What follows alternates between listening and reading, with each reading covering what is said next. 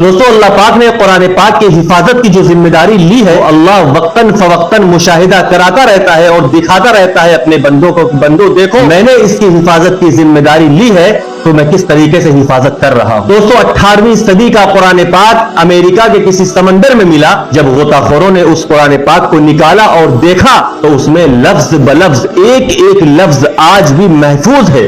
200 साल समंदर में पड़े रहने के बाद कुरान पाक को निकालने के बाद गोताखोर हैरान रह गए कि ऐसा कैसे हो सकता है कि खारे पानी में तो लोहा गल जाता है, लेकिन ये कुरान पाक को कौन इसकी हिफाजत करने वाला है। दोस्तों दिल खुद बखुद ये कहने पर राजी होता है कि वाकई अल्लाह ही ने इसको उतारा है और वही इसकी हिफाजत करने वाला है। इसलिए इस वीडियो को दोस्तों जरूर शेयर करिएगा, अपनी जिम्मेदारी समझकर कि सारी दुनिया देखे कि कुरान का मिटाने वाला दुनिया में न कभी पैदा हुआ है न कभी पैदा होगा इंशाअल्लाह। जज़ाकल्लाह। इस वीडियो को जरूर शेयर कर दीजिएगा।